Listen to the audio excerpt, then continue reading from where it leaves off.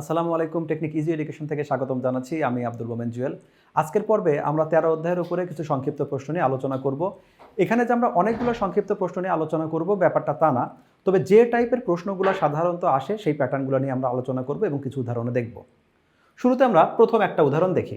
অনুক্রম এবং ধারা মূলত একেবারে কাছাকাছি একটা টার্ম এবং এখানে শুধু রিপ্রেজেন্ট একটা পার্থক্য। খুব শর্ট করে যদি পার্থক্যটা বলি অনুক্রম আর ধারার মধ্যে পার্থক্য সেটা হলো অনুক্রম যখন আমরা লিখি তখন শুধু পদগুলোর মধ্যে একটা কমা দিয়ে লিখি, আর এই সেম পদগুলো যখন আমরা প্লাস দিয়ে লিখব, আমরা এখানে বলি যে ধারা হলো যদি এই অনুক্রমের পদগুলোর মধ্যে মাঝখানে প্লাস থাকে তাহলে এটা হলো ধারা। তো এই দুইটা কথা, যদিও তুমি দেখবে সমান্তর বা গুণোত্তর ধারার মধ্যে আমাদের কিন্তু মাইনাসও আছে। তো ধারা আর হলো অনুক্রমের মধ্যে আমি যাব, তার আগে একটা কথা বলে নেই যে আমরা যখন ভর নিয়ে আলোচনা করি, ফিজিক্সের কথা ধরো, সে সময় ভরের কিন্তু আমরা শুধুমাত্র ধরো একটা গ্লাসে কতটুকু পানি আছে যখন ভর নিয়ে আলোচনা করি, শুধু গ্লাসের ভরটা নিয়ে আলোচনা করি, পানির কতটুকু আছে সেই ভরটা নিয়ে আলোচনা করি। একটা নির্দিষ্ট সময় গিয়ে ওই পানিটার ঘনত্ব কেমন ছিল, পানিটার টেম্পারেচার কেমন ছিল, পানির গ্লাসের উপরে ফাঁকা জায়গায় কতটুকু ছিল, সেই ফাঁকা জায়গায় যে বাতাসটা আছে, সব কিছু অনেক কিছু আমরা গ্লাসের ঘনত্বটা কেমন, কোন পদার্থ দিয়ে বানানো, অনেক কিছু হিসাব করে চিন্তা করে তারপরে আমরা ভরটা নির্ণয় করি। তো সময়ের পরিবর্তন আসলে ডেফিনেশনগুলো অনেক চেঞ্জ হয়। আমরা এখন 9-10-এর জন্য যে ক্লাসটা নিচ্ছি এখানে অনুক্রম এবং ধারা সংক্রান্ত কিছু কথা আছে যে কথাগুলো পরবর্তীতে আসলে আরেকটু আপডেট হয়, ওই পর্যন্ত আমরা যাব না। তবে মোটামুটি ততটুকু পর্যন্ত যাব যতটুকু তোমার জন্য এনাফ হয়। তাহলে প্রথমে দেখি অনুক্রম। অনুক্রমের যেটাকে আমরা সিকোয়েন্স বলি, সিকোয়েন্স শব্দটা আমাদের কাছে অনেক একটু কমন লাগে, আর ধারা তো আমাদের মোটামুটি সাধ্যের মধ্যে আছে, আমরা বুঝতে পারি। তো অনুক্রমের কিছু আমরা উদাহরণ দেখি যেখানে অনুক্রমটা ব্যাপারটা কি, অনুক্রম বা ধারা আমাদের পরপর কিছু পদ থাকবে। ধরো এখানে আমি কয়েকটা পদ লিখলাম, একটা লিখলাম হলো 7, একটা লিখলাম 2, একটা লিখলাম হলো 1, একটা লিখলাম হলো 7, একটা লিখলাম 0, তারপরে লিখলাম এই যে 3। আপাতত এই যে পদগুলো আছে এই পদগুলোর মধ্যে তুমি কোনো সম্পর্ক ক্রিয়েট করতে পারছো না। এই পদগুলো আসলে কেমন?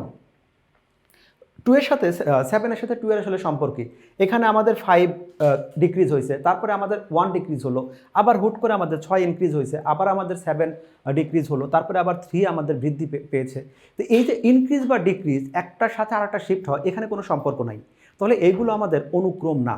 অনুক্রম বা সিকোয়েন্স বলতে বোঝায় যে পরপর দুইটি পদের মধ্যে একটা সাধারণ বৈশিষ্ট্য বর্তমান থাকবে। যেমন আমি ধরলাম এইটা হলো 3, এইটা হলো 6, এইটা হলো 9, এইটা হলো 12। এই যে আমি চারটা পদ লিখলাম এখানে, এই চারটা পদ দেখো এদের মধ্যে একটা সাধারণ বৈশিষ্ট্য বিদ্যমান আছে। প্রথমটা থেকে দ্বিতীয়টা 3 ইনক্রিজ হয়েছে, দ্বিতীয়টা থেকে তৃতীয়টা 3 ইনক্রিজ হয়েছে, তারপর তৃতীয় থেকে চতুর্থ 3 ইনক্রিজ হলো। এই যে আমাদের ইনক্রিজটা, যে প্রত্যেকটা একটা পদের সাথে আরেকটা পদের একটা সাধারণ বৈশিষ্ট্য আছে, এখানে সাধারণ বৈশিষ্ট্য কি, তারা 3 করে ইনক্রিজ হলো। তাহলে যখন পদগুলোর মধ্যে সাধারণ কোনো বৈশিষ্ট্য বিদ্যমান তখন এই পদের ধারাবাহিকতাটাই হলো আমাদের অনুক্রম। আর এই অনুক্রমগুলোকেই যখন আমি প্লাস দ্বারা লিখি, একটা লিখলাম 3, 6, 9, এটা হলো 12, তখন আমরা এইটাকেই বলি হলো আমাদের ধারা। ধারার সময় হচ্ছে কি ব্যাপারটা, তাহলে এই মাঝখানে প্লাস চলে আসছে। কিন্তু কখনো যদি আমরা দেখি মাইনাস ছিল, তো মাইনাস ছিল ধরো ধারাটা এরকমই যে আমাদের -3, -6, -9, তারপরে হলো -12 এরকম যদি থাকে, তাহলে এর অর্থ হলো আসলে ধরো এটা ছিল আমাদের -3 প্লাস এটা হলো -6 প্লাস এটা হলো -9 প্লাস এটা হলো -12। এই যে সংখ্যাটা, তার মানে আমাদের এখানে চারটা ঋণাত্মক সংখ্যার আমাদের মাঝখানে প্লাস ছিল। পদগুলো কি ছিল -3, -6, এদের মাঝখানে প্লাস আসছিল, সেই প্লাসে মাইনাসে মিলে ফাইনালি আমাদের মাইনাস হয়েছে। তার মানে পদগুলো আমরা প্লাস চিহ্ন দ্বারাই একে অপরকে সম্পর্কিত করি, কিন্তু দেখা যায় যে অনেক সময় আমাদের ডিক্রিজ হয় পদগুলো, তখন প্লাসে মাইনাসে আমাদের মাইনাস চলে আসে। এই হলো তাহলে অনুক্রম এবং ধারার মধ্যে একটা সম্পর্ক বা সংজ্ঞা। তাহলে যদি একাধিক পদের মধ্যে এমন একটা সাধারণ বৈশিষ্ট্য থাকে প্রত্যেকটা পদের সাথে পরবর্তী পদের, এইটা হলো আমাদের অনুক্রম বোঝার জন্য। আর এই অনুক্রমগুলোকে যখন আমরা প্লাস মাইনাস দিয়ে লিখি তখন সেটা আমাদের ধারা হয়। অনুক্রমে তোমাদের আরও একটা উদাহরণ দেই। একটা বিশেষ অনুক্রম আছে যে আমাদের 0, 1, 1। তো এই প্রথম ওয়ানটা আমাদের এই 1 থেকে হিসাব করি। এই 1টা কীভাবে আসছে, 0 আর 1-এর যোগফলটা আমাদের 1 আসছে। এবার এই 1 আর 1-এর যোগফল কত, 1 আর 1-এর যোগফল হলো 2। এবার এই 2 আর 1-এর যোগফল কত, এটা হলো 3। 3 আর 2-এর যোগফল কত, এটা হলো আমাদের 5। এই যে আমাদের সংখ্যাগুলো হচ্ছে না, আমাদের ফিবোনাচি একটা আমাদের টার্ম আছে যেখানে সংখ্যাগুলো এভাবে ইনক্রিজ হয়।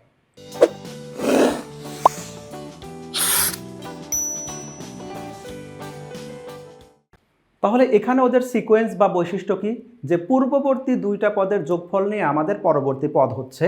যেমন আমি লাস্ট একটা উদাহরণ, এই দুইটা পদ, এটা হলো 3 আর 5, 3 আর 5 মিলে 8 হবে। তাহলে এই যে আমাদের একটা বৈশিষ্ট্য বর্তমান হচ্ছে, যেখানে আমাদের একটা নির্দিষ্ট সংখ্যা নির্দিষ্টভাবে মানে চেঞ্জ হচ্ছে, এই চেঞ্জগুলোই যে ধারাবাহিকতা, সেটাকে আমরা অনুক্রম বলে থাকি। এখন এই কথাগুলোই আমরা আরেকটু সুন্দরভাবে রিপ্রেজেন্ট করেছি আমাদের বইয়ে, যেখানে আমাদের বলা আছে কতগুলো রাশি একটি বিশেষ নিয়মে আমাদের ক্রমান্বয়ে এমনভাবে সাজানো হয় যে প্রত্যেক রাশি পূর্ববর্তী রাশির সাথে একটা বিশেষভাবে সাজানো, বিশেষভাবে সম্পর্কিত এইরকম একটা আমাদের সেট বোঝাচ্ছে। তো এই বিশেষ নিয়মটা কি, কখনো আমাদের 3 করে ইনক্রিজ হচ্ছে, কখনো 3 গুণ করে ইনক্রিজ হচ্ছে, কখনো আমাদের কমে যাচ্ছে, কখনো বৃদ্ধি পাচ্ছে, সেটাই হলো অনুক্রম। আর সেই অনুক্রমটাই যখন আমরা প্লাস দিয়ে আমরা তাকে রিপ্রেজেন্ট করব, সেটাই আমাদের তখন ধারা হয়ে যাচ্ছে। আমাদের পরবর্তী একটা প্রশ্ন আছে, সেটা হলো যে অনুক্রম এবং ধারা এক নয়, সেটা ব্যাখ্যা করো। এই প্রশ্নটার আমি প্রথম প্রশ্ন দীর্ঘায়িত করেছি এই জন্য, কারণ এই প্রথম প্রশ্নের মধ্যে আমাদের দ্বিতীয় সবগুলো কথা এখানে সাজানো আছে, যেখানে অনুক্রম এবং ধারা এক নয়। তাহলে অনুক্রমের মধ্যে আমরা কি পাচ্ছিলাম, সেটা হলো প্রত্যেকটা পদ একই সাথে একে সম্পর্কিত আছে, তারা কমা আকারে থাকবে, শুধু সাজানো থাকবে কিছু পদের আমাদের একটা সেট, যেখানে এই যে বা সংগ্রহ, যেই সংগ্রহগুলোর মধ্যে কি প্রত্যেকটা কেমনভাবে একে অপরের সাথে সম্পর্কিত আছে সেটা বোঝাচ্ছে। আর এই পদগুলোই যখন আমরা প্লাস দ্বারা রিপ্রেজেন্ট করব, তখন সেটা আমাদের ধারা হয়ে যাবে। তো ধারার মধ্যে আমাদের যে থাকে সমান্তর, বা আমরা এসএসসি পর্যন্ত সমান্তর গুণোত্তর যেগুলো পড়ে থাকি, তাহলে অনুক্রম আমরা সর্বশেষ যে উদাহরণটা দেখেছি ফিবোনাচ্চি, ওইখানে কিন্তু একটা পদের সাথে অন্য পদ যে আমাদের ধীরে ধীরে চেঞ্জ হয়েছে, এই চেঞ্জগুলো কিন্তু এরকম না, দুইটা পদের মধ্যে একটা সাধারণ বৈশিষ্ট্য বিদ্যমান আছে। এখানে একটা নির্দিষ্ট নিয়ম ফলো করেছে। এখানে যেটা আছে, একটা প্রত্যেকটা পদ একটা নির্দিষ্ট নিয়ম মেনে আবর্তিত হচ্ছে। সে আবর্তিত কি, প্রথম দুইটা পদের যোগফল তার পরবর্তীতে হচ্ছে, তারপরে দুইটা যোগফল দিয়ে আরেকটা পদ হচ্ছে, এরকম পদগুলোর যোগফল দিয়ে পরবর্তী পদ একটা নির্দিষ্ট স্টাইল ফলো করছে, এটা তাহলে আমাদের অনুক্রম। কিন্তু ধারাবেলায় আমরা বলেছিলাম যে প্রত্যেকটা পদ একের পর এক একটা সাধারণ নিয়ম মেনে চেঞ্জ হচ্ছে। এইখানে একের কোনো চেঞ্জ হয় নাই, এখানে আমাদের 1 বৃদ্ধি পেয়েছে, এখানে আমাদের 2 বৃদ্ধি পেয়েছে, এখানে আমাদের এখানে 1 বৃদ্ধি পেয়েছে, এখানে আবার 2, এখানে আবার 3। এই যে বৃদ্ধিটা কোনো সাধারণ নিয়ম মেনে চলে নাই, তাহলে এই পদগুলোকে প্লাস দিয়ে রিপ্রেজেন্ট করলে আমাদের ধারা হবে না, সমান্তর গুণোত্তর কোনোটাই হবে না। তাহলে এই হলো মূলত আমাদের ধারা এবং অনুক্রমের মধ্যে সম্পর্ক, অথবা আমরা বলতে পারি পার্থক্য। এই চ্যাপ্টার থেকে আমাদের সংক্ষিপ্ত প্রশ্ন আসার সবচেয়ে বেশি সম্ভাবনা হলো আমরা সৃজনশীলে যে ম্যাথগুলো করেছি, অথবা বইয়ের উদাহরণে বা বেসিক কথার মধ্যে আমরা যে ম্যাথগুলো করেছি, যে ছোট ছোট টাইপের, এই ম্যাথগুলোর সংক্ষিপ্ত আসার সম্ভাবনা সবচেয়ে বেশি। এখন এই প্রশ্নগুলো কি থাকবে, তোমাকে শুধু সংক্ষিপ্ত প্রশ্নের বেলায় না, তুমি যখন রিটেন সিকিউতেও যাবে অথবা এমসিকিউতেও যাবে, তোমার টার্গেট থাকবে তোমাকে এখানে যে ইনফরমেশনগুলো রিপ্রেজেন্ট থাকবে, সেই ইনফরমেশনগুলো শুধু তোমাকে শো করো যে আমাদের এখানে কি কি আছে। প্রথমে বললো একটা ধারা নিয়ে আমাকে আলোচনা করতে হবে, যে ধারাটা সমান্তর ধারা। যখন সমান্তর ধারা বলে দিল, তার মানে আমি এখন যত প্রকার সূত্রগুলো চিন্তা করব, শুধু সমান্তর ধারা সূত্রগুলো চিন্তা করব। এখানে দেওয়া আছে কি, তমপদ, ষষ্ঠ পদ 30, তমপদ দেওয়া আছে। আমাদের সবসময় খেয়াল রাখতে হবে তমপদ আর সিরিয়ালটা, অর্থাৎ এন তমপদ এবং এন দুইটা কিন্তু এক কথা না।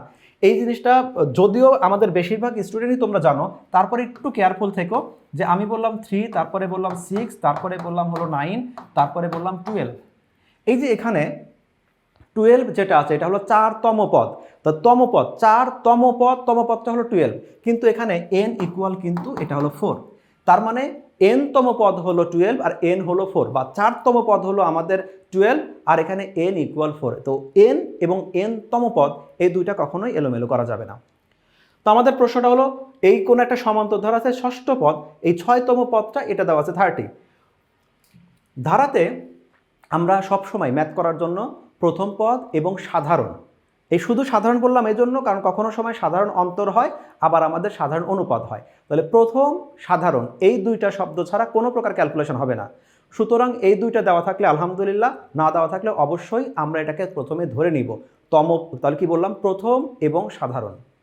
তো আমাদের এই ধারাতে 11তম পদটা নিয়ে আলোচনা করা আছে, কিন্তু এখানে আমাদের ওই প্রথম পদ বা সাধারণ অন্তর দুইটার একটা কথা বলা নাই। বলেছে সাধারণ অন্তরকে ডি ধরে সমীকরণটা গঠন করতে হবে, সেটা আমরা করব।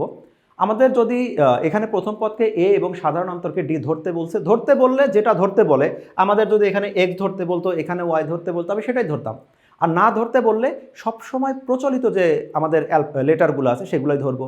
আমি যখন বলি ফিজিক্সের বেলায় ভি সমান ইউ প্লাস এটি, ওরা একটা প্রচলিত অর্থ বহন করে যে ভি সমান এখানে শেষ বেগ বোঝাচ্ছে, টি সমান এখানে টাইম বোঝাচ্ছে। একইভাবে আমি যখন ধারার ম্যাথটা বলবো, আমি সরাসরি কোনো এক জায়গায় আমি প্রথম পদকে দেওয়া আছে 7, আমি ধরে নিচ্ছি যে এখানে এ সমান, আমি শুধু লিখলাম যে এ ইকুয়াল 7, এ ইকুয়াল 7, এখানে প্রথম পদ কমা এ সমান 7। সবচেয়ে ভালো যেটা হয় এভাবে লেখা আছে সমান্তর ধারার প্রথম পদ ইকুয়াল এ, আর এর মান দেওয়া থাকলে আমরা কি করতাম, শুধু সমানের জায়গায় কমান দিতাম। ধরলাম আমাদের এখানে প্রথম পদ 7 দেওয়া আছে, তখন কি বলতাম যে প্রথম পদ কমা এ ইকুয়াল 7, এইটা হলো লেখা সবচেয়ে ভালো। বাট না হলে অ্যাটলিস্ট তুমি এ সমান 7 লিখে দিলেও এটাও চলবে, মোটামুটি চলে। তাহলে মূল কথা এবার ফিরে আসি যে আমাদের তাহলে প্রথম এবং সাধারণ এই দুটো লাগবেই, তারপরে আমরা ক্যালকুলেশন শুরু করব। তাহলে আমরা প্রথম পদ যেহেতু নাই ধরে নিলাম সেটা এ, আর সাধারণ অন্তর সেটা ডি। ধরে নেওয়ারও কিছু নাই, প্রশ্নে ওরা ধরতে বলছে, অতএব আমি ধরেই নিব। এখন কি আছে, ধারাটির ষষ্ঠ পদ, এটা বাংলা ভাষায় লিখি, ধারাটির ষষ্ঠ পদ হলো 30। তো আমরা কি জানি, ধারার এনতম পদের সূত্র যেটা ছিল এ, কোনো ধারার এনতম পদের সূত্র, কোনো ধারা বলতে সমান্তর ধারার এনতম পদের সূত্র যদি a plus n minus one into d হয়, তাহলে যদি এনতম পদ হলে এন মাইনাস ওয়ান, তাহলে 10তম পদ হলে 10 মাইনাস ওয়ান। তাহলে এইটাই বললাম। তাহলে এখানে যেহেতু ষষ্ঠ পদটা দেওয়া আছে 30, এটা হলো ভাষাগতভাবে ষষ্ঠ পদ, আর এই ভাষাটাকে যখন আমরা সূত্রে প্রকাশ করব তখন হলো a plus 6 minus one into D.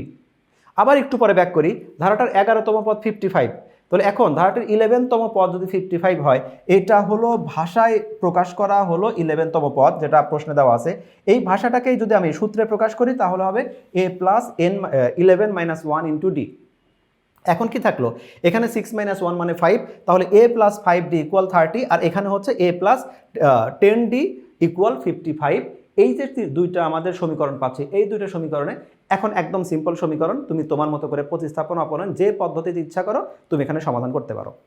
কিন্তু এই প্রশ্নে আমরা কোনো সমাধান করব না। কেন করব না? দেখো, প্রশ্নে আমাকে বলে দিয়েছে সাধারণত ডি ধরে, এই দুইটা ধরে শুধুমাত্র সমীকরণ গঠন করতে হবে। এই ম্যাথটাতে আমাদের শুধু টার্গেট হলো সমীকরণ গঠন করা। এখানে যদি বলতো যে আমাকে পদগুলো, প্রথম পদ কত, সাধারণ অন্তর কত, এটা বের করো, এইগুলো ইউজ করে 20তম পদ 30তম পদের যোগফল, এই সংক্রান্ত কথা বলতো, আমরা মানগুলো নির্ণয় করতাম। আমাকে বলেছে শুধুমাত্র সমীকরণ গঠন করা। অলরেডি আমাদের সমীকরণ গঠন হয়েছে, আমি এখানে আমাদের ম্যাথটা শেষ করে দিব। আশা করি ক্লাসটা বুঝতে পেরেছো। আমরা আরও কিছু সংক্ষিপ্ত প্রশ্ন তোমাদের সাথে হাজির হব। আজকের মতো এখানেই বিদায় নিচ্ছি। আল্লাহ হাফেজ।